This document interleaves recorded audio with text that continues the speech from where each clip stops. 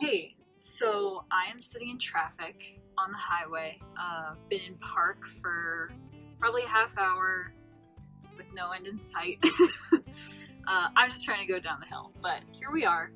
Um, and instead of fart around on my phone, I'm in park on the highway. I've been forever, but instead of doing that, I thought that I would tell you guys about what environmental justice is. Let's just go ahead and teach you what environmental justice is while we're sitting here, shall we? First, don't mind these bales of straw next to me. The back of my van is just filled with bales of straw. So, as we sit here, okay, environmental justice. It sounds super badass. And you know what? It actually very much is. But environmental justice is referring to something very specific, and not just it's justice for the environment. It's actually not. It's actually referring to something in particular to do with environmental policies. I'm going to tell you what that is now.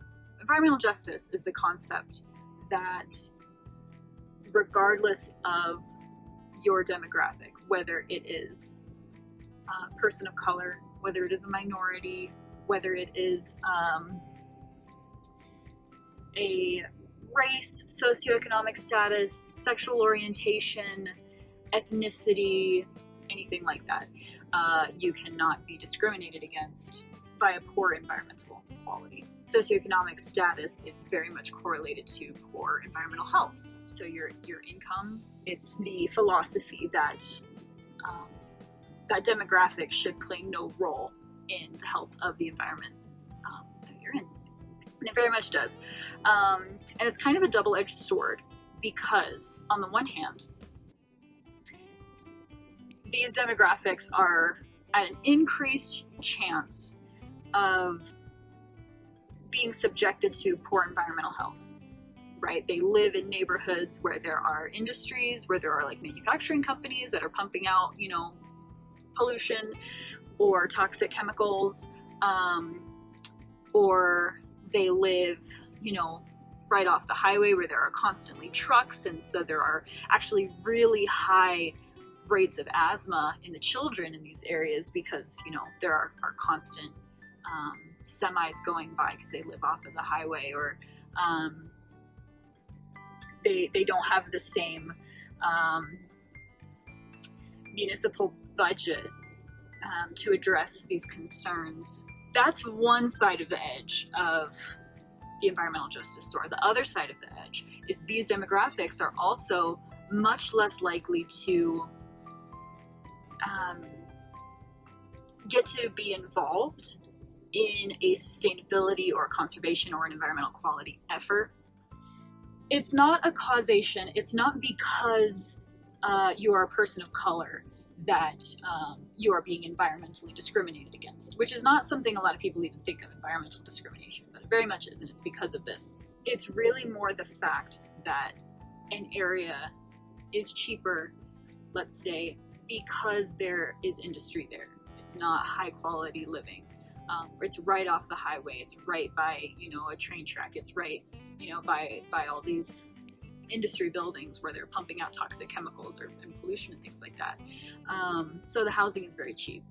And it's kind of a vicious cycle because the property is cheap, that's where the industry goes. And because that's where industry is, that's why the property is cheap and there's cheap housing there. So the problem just kind of builds on itself.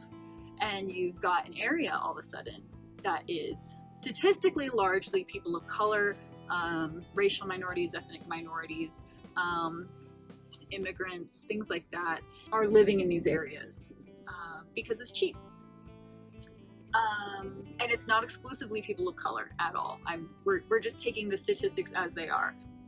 For example, if we continue with this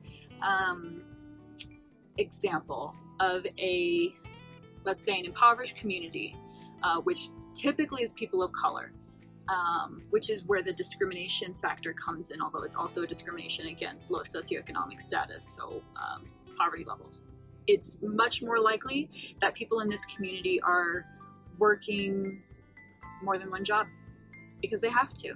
Say, for example, there's a public meeting where people in other communities that aren't working two jobs, that speak English, that can afford childcare, that can afford to be somewhere other than work in the middle of a workday, which is when the government operates and has meetings.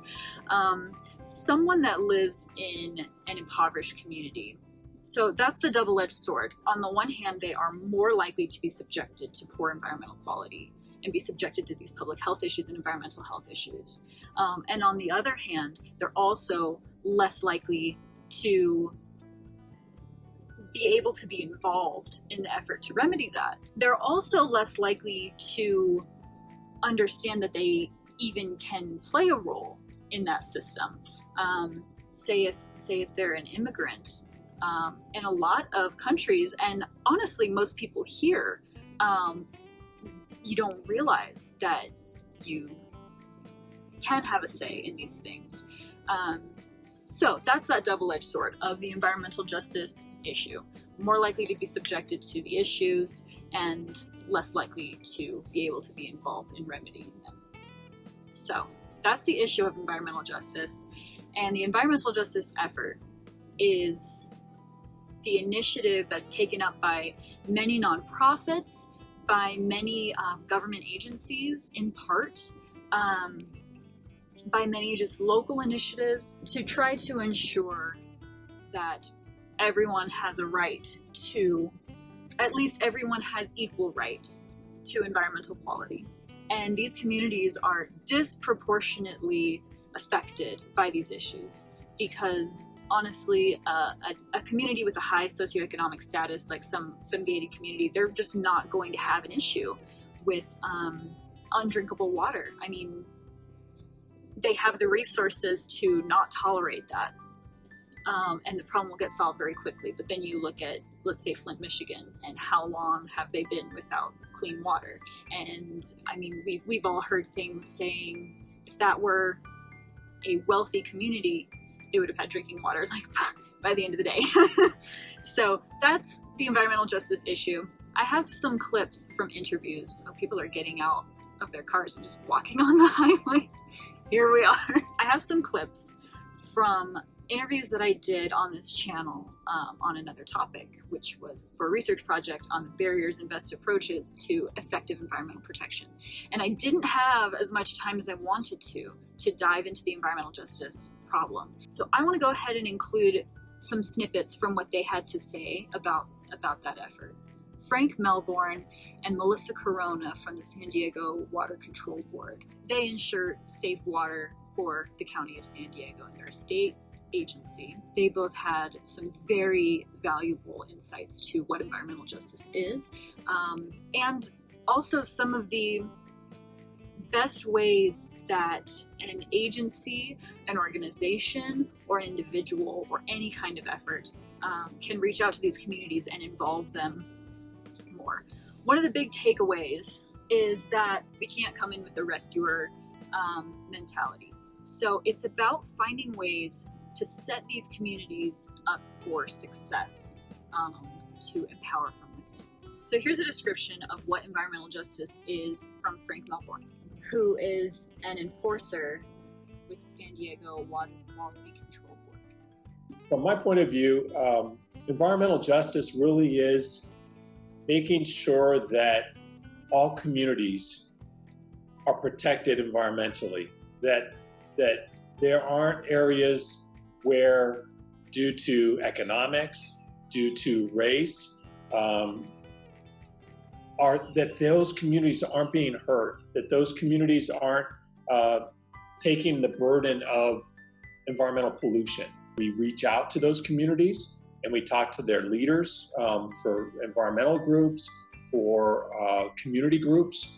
We try to make sure that we're speaking the same language. So if we need to translate documents or to have translators available, we do that to make sure that the meetings and the opportunities for impact or for input are conducive to them we may schedule meetings after hours, after business hours, so that members of the public can attend.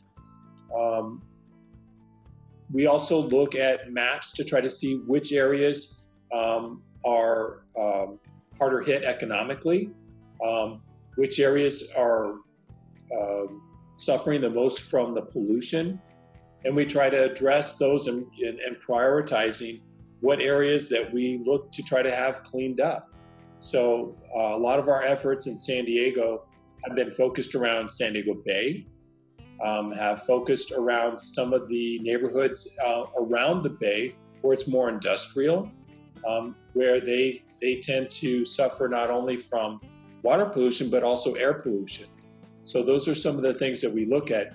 But environmental justice is trying to make sure that all communities, all groups are being adequately protected. From that same agency is Melissa Corona, who did just a fantastic job walking me through the environmental justice issue, describing what it is, and kind of some best practices. So here's Melissa's take on environmental justice. The most important thing is that you have to empower from within. So you can't be an outside entity and try to orchestrate what's going to happen. You see that a lot. You see people kind of wanting to impose or rescue. You have to empower from within. If you come in with the mentality of like, oh, these poor people, we're going to help these poor people, that's very demeaning. That's actually not consistent with the spirit of environmental justice. You have to empower from within. You have to clear those channels for people to have a voice and for people to have the means to make improvements themselves. And it's a team effort. It's not just citizens, it's legislators and a lot of others. Environmental justice is the principle that despite our income level or race or ethnic background or any other factor, we're all entitled to the same environmental quality. Simple as that. That's what all environmental justice is. It doesn't necessarily mean people have bad intentions, by the way. It doesn't mean people are saying, oh, we want to poison these people or we want to hurt these people. But there can be different reasons why, and it's important to listen to people that you don't even necessarily agree with, but it will help you to understand why you're in that situation. So for example, there can be, I'll give you a local example. In San Diego, there's a community that's close to the bay. Trucks come through that neighborhood or near that neighborhood on a very regular basis, and they pick up those containers and they take them away, semi-trucks, and they transport them to wherever they're supposed to go. However, in this particular case, in this community in San Diego, because of that constant exhaust from the trucks, the air quality in that particular community is very bad. And there are some other environmental concerns there as well, but that's one of them. And so children there have a much higher asthma rate. So that's a community that tends to be lower income. It's obvious that we see a disproportionate number of people of certain races in a low income range, right? We call it environmental justice, but it also draws in a lot of social justice issues as well. Because if we are seeing a disproportionate number of people of a certain race at a low income level, why? What are the barriers there, or injustices, or what are the reasons? Because there are reasons. Things happen for a reason. So you have to dig in and figure out why. So for example, sometimes what happens is people that come to the US, first generation, they come because they want a better life. They don't start out with a lot of resources. So they're going to move to an area where it's is cheaper to live.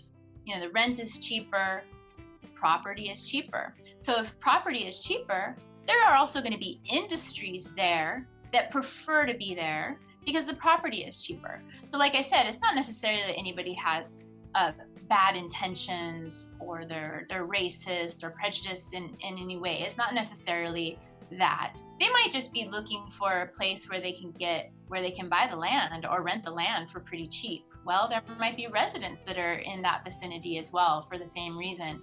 And then you kind of have mixed land use, and you get that like heavy industrial land use. It's going to start impacting the residents. And so sometimes that just may require kind of rezoning of the land use.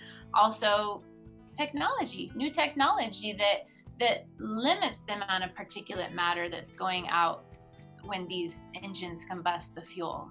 That's important. So then you don't have as much particulate matter in the air anyway when you have trucks going through there. So, or maybe the way the trucks are scheduled, or maybe you build a different path. Maybe you have to build new roads that don't take them directly through a residential neighborhood in your schools, in your people's homes. So that's basically kind of an example of the principle of environmental justice. You come here, you don't even realize that you have the right. You don't realize that you have any power, that you have any voice necessarily. You might even be aware of a public meeting, but you might just think it's a waste of time. No one's going to listen to you. Possibly. It's obviously it just depends on the individual. Our board meetings are during working hours. They're one Wednesday a month, and they start at 9 a.m. So if somebody has to go to a job at that time, they're not going to be attending our public meeting, and they're not going to have the opportunity to provide public comments. The language barrier, that also can be an issue. And kind of being overwhelmed by the issue, not quite understanding it, and maybe being intimidated if it's being presented to you in a very bureaucratic or technical way. That can be very intimidating, and it can become difficult to actually formulate questions or concerns if you're having a hard time getting your head around that. I experienced that. I have always been interested in environmental issues, and I have never heard of environmental justice. I certainly would not have guessed that it had anything to do with discrimination, and it absolutely does. And it's kind of, once you think about it, you're kind of like, of course that's a thing. Now that I think about it, environmental justice is very commonly referred to as just EJ. So if you are in a dialogue with someone about these issues, EJ is a totally acceptable way to refer to this issue. So there are many nonprofits and government agencies and NGOs, which are non-governmental organizations, that are dedicated to EJ or at least incorporate it into their mission. So if you want to get more involved, if you want to learn more, just Google environmental justice in your area, and you will probably see organizations pop up, and they can kind of take it from there to tell you more about what you can do as an individual. This is one of the ways that we can contribute as an individual. I know that I get very frustrated as an individual trying to make a difference. That's very hard to do on a global scale. And the fact of the matter is, you can't really do it on a global scale. You do it at a local scale. And then if enough people are doing things at a local level, that creates global change. One of the great ways to get involved at an individual level is to look into opportunities that you can contribute or be involved in environmental justice. So this is just primarily just to be a little educational spotlight on what environmental justice is as I sit here in traffic. What else am I gonna do? Oh well, Vanna and I are getting a lot of quality time together. This is Vanna Montana. Here's a view of the road.